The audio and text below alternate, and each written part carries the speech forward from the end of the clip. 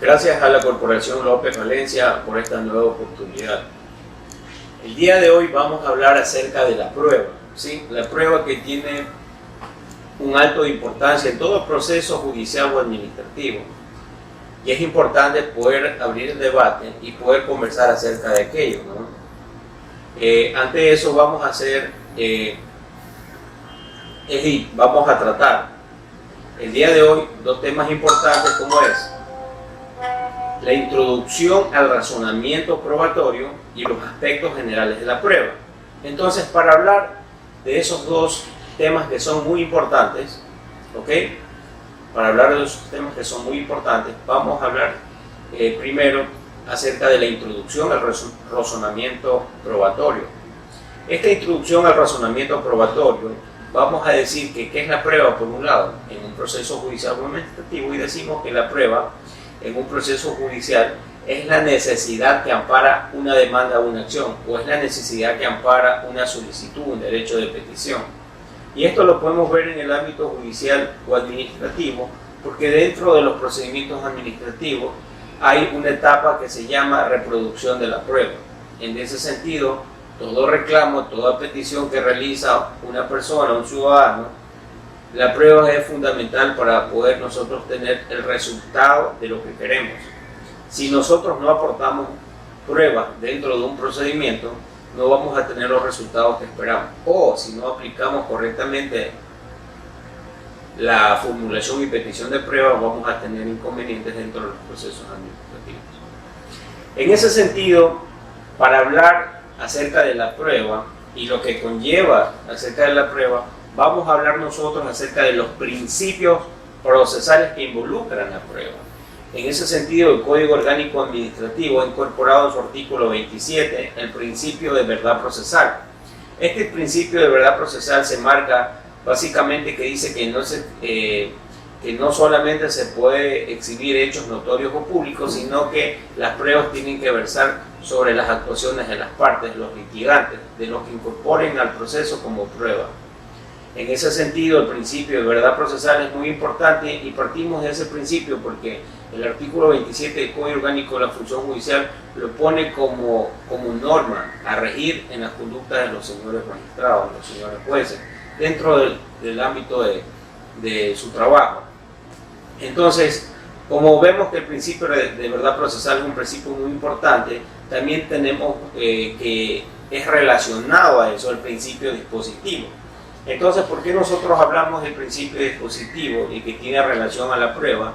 De que la prueba como tal, por principio dispositivo, tiene que ser incorporada por una de las partes.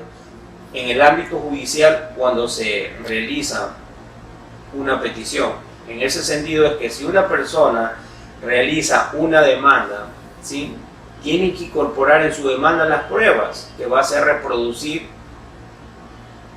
en juicio, ¿ok?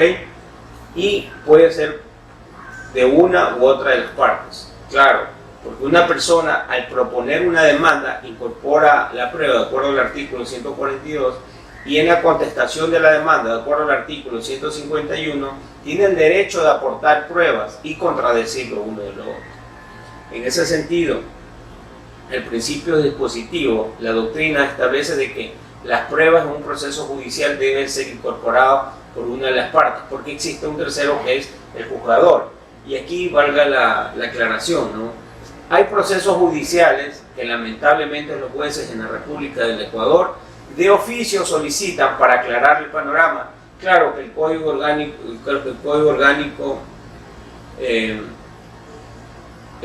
COJEC, establece una particularidad que le da la oportunidad a los jueces de que puedan de oficio, para esclarecer el hecho, de pedir una prueba. Este facilitador considera que ese tipo de pruebas viola el principio de seguridad jurídica y viola el principio dispositivo, porque de acuerdo al principio dispositivo, un proceso judicial debe ir con el estímulo de las partes. En ese sentido que las partes deben de reproducir las pruebas que crean asistido, y si una u otra parte no presentó una prueba correctamente en un proceso judicial, esa persona va a perder el juicio, pero ese juicio no tiene que el juez pedirlo de oficio, porque el juez, por principio de imparcialidad, el juez simple y llanamente de lo que tiene conocimiento de las partes puede juzgar. En ese sentido, vemos que uno de los principios procesales, ahorita que estamos hablando de la introducción al razonamiento probatorio, vemos que el principio dispositivo es muy importante. Y ustedes, señores abogados, al momento de que litiguen, tienen que defender este principio dispositivo, porque el juez no puede doctrinariamente solicitar, ¿sí?, que se actúe una prueba de oficio, porque viola el principio de imparcialidad, ¿ok? Y principio dispositivo, consecuentemente, valga la redundancia. Asimismo, tenemos el principio de legalidad, ¿sí? Las pruebas que yo voy a hacer reproducir en un juicio, o las pruebas que yo voy a enunciar, son las pruebas que me permitan la ley, por principio de legalidad, las pruebas que están debidamente establecidas en la norma. Yo no puedo aportar un elemento que no constituye una prueba y que yo pueda configurarlo desde mi perspectiva una prueba. Existen diversos tipos de pruebas que más adelante lo vamos a ver, como la prueba documental, testimonial, ¿sí?, pericial, etc. Entonces, si esos tipos de pruebas están enmarcadas explícitamente en la ley, tipificadamente en la ley, esas pruebas nos van a servir a nosotros para poder actuar. En ese sentido, vemos que el principio de legalidad también rige en el sistema probatorio, en el sistema de razonamiento probatorio. Adicionalmente a eso, tenemos otro tipo de los principios que es muy importante, el principio de publicidad. Cuando nosotros tenemos un proceso judicial, un proceso administrativo como tal, es un derecho al principio de publicidad de poder acceder a esos documentos para poder visualizar. Si alguien está realizando o me está acusando de una situación, a mí yo tengo el derecho de verificar esas pruebas, de ver esas pruebas, si esas pruebas efectivamente son pruebas que no pueden ser forjadas, etcétera, para que yo pueda ejercer mi derecho a la defensa. Por eso el principio de publicidad está dentro de este tipo de principios que rigen el razonamiento de las pruebas.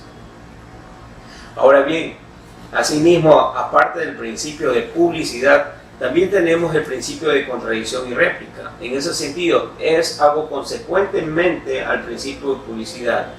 Yo tengo todo el derecho de acceder a un expediente, por principio de publicidad, verificar las pruebas que se actúan, pero también por principio de contradicción y réplica, tengo el derecho de reaplicar esas pruebas, ¿sí? Tengo el derecho de contradecir esas pruebas, tengo el derecho de presentar otras pruebas, ¿sí?, que descarguen lo aseverado como una prueba. Es decir, si alguien me presenta una prueba documental, yo puedo presentar otra prueba documental que lo dice.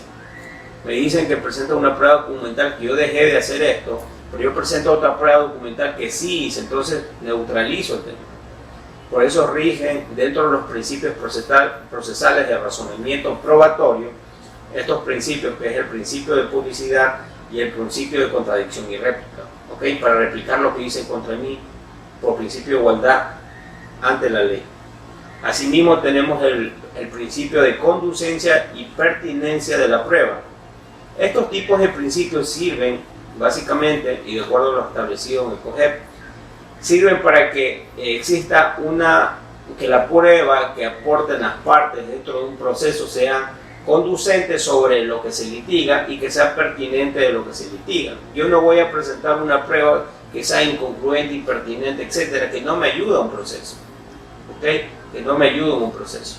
Entonces, lo que vamos a hacer es analizar de que esta conducencia y esta prueba como tal tienen fuerza en un proceso judicial cuando, ¿sí?, estas pruebas sean admitidas como tal ante la autoridad y que sean pertinentes al momento de reproducir. Entonces, vemos que el principio de conducencia y el principio de pertinencia de la prueba son muy importantes en todo un proceso judicial o administrativo, ¿sí? Claro, porque la prueba puede referirse a situaciones directas o indirectas, porque traiga relación a la verdad, a lo que se demanda ante el juez.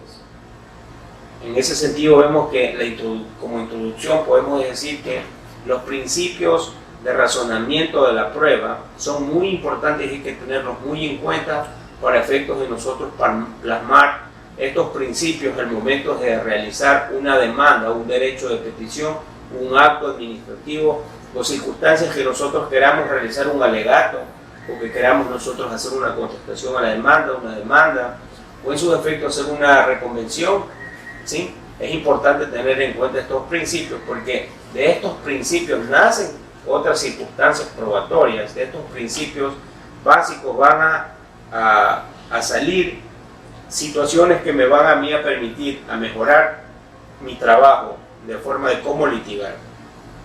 En ese sentido, como hemos visto esta introducción de los principios procesales, etcétera, ahora vamos a hablar acerca de los aspectos generales de la prueba. Y cuando vamos a aspectos generales de la prueba, puede ser aspectos generales de la prueba que puede abarcar varias materias, ¿sí? Porque los procedimientos como tal, vemos que ahorita los nuevos procedimientos judiciales en el ámbito civil, ¿ok? Versus al ámbito penal, ya todo es oral, ya se dictan sentencias orales. El sistema de oralidad se rige ahorita en la República. En ese sentido, los principios procesales, etcétera, tienen similitud. Cuando antes no existía el sistema procesal, ¿sí? En materia civil y mercantil, niñez, adolescencia, etcétera, no existía el sistema oral, ¿okay? Nos diferían bastante los principios procesales y cambiaban el sentido de aplicación del uno al otro. Pero ahorita ya los principios procesales prácticamente es lo mismo, por el principio de oralidad y dentro de los procedimientos como tal. Hay ciertos principios que pueden variar, pero los principios que hemos mencionado ahora son los principios que rigen el razonamiento probatorio. ¿Ok? Ahora sí, vamos a hablar acerca de los aspectos generales de la prueba, que es algo muy, muy importante. Entonces, cuando hablamos de estos aspectos generales, ¿sí? Podemos hablar primero de los tipos de pruebas que recoge el Código Orgánico General de Procesos, el COGEP, ¿ok? Porque ya tenemos que hablar ya un poquito más con propiedad ya del derecho positivo. Ya hablamos de los principios, los que establece la doctrina como tal de la prueba. La prueba es muy importante en un proceso. La prueba es el corazón de un proceso. Sin algo probatorio no vamos a tener, vamos a ganar un juicio. Y no solamente tener un elemento probatorio, sino que saber cómo se utiliza la prueba, la pertinencia y conducencia, como lo hemos dicho. ¿Ok? Entonces, ante eso vamos nosotros a analizar, ¿sí? qué tipos de pruebas me permiten a mí plasmarla en un juicio, en un procedimiento administrativo, etc. Y lo tomo con el COGEP. ¿Por qué tomo con el COGEP? Porque el COGEP establece de forma general, incorpora de forma integral todos los procedimientos judiciales. Es más, el COGEP también es norma supletoria del Código Orgánico Integral Penal, ¿sí? En ese sentido, vamos a hablar acerca de los tipos de pruebas que me pueden a mí ayudar y vamos a hablar cada uno de ellos y la forma de cómo hacerlo dentro de un procedimiento judicial. Por un lado tenemos la prueba documental. ¿Sí? Esta prueba documental sirve cuando esta prueba recoja, contenga o representa algún hecho, declara, constituye, incorpora un derecho. Esta prueba incorpora un hecho o un derecho. La prueba.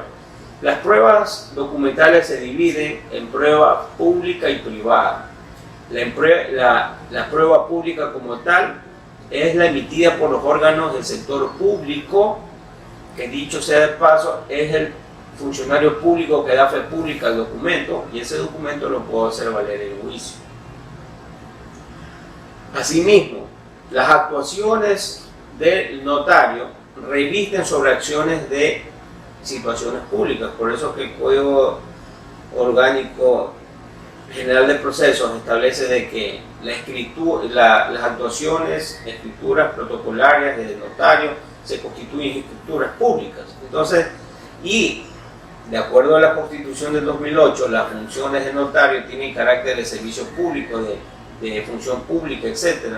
Por lo tanto, todas las actuaciones que realicen un notario se consideran instrumento público, no privado, porque el notario es el que da fe pública del acto. Asimismo, Todos los documentos que son emitidos por todas las autoridades del sector público, por todos los funcionarios públicos, es una prueba, obviamente, y reincidimos en esto, que las pruebas tienen que ser conducentes, pertinentes y válidas, que contengan un hecho o un derecho de las partes.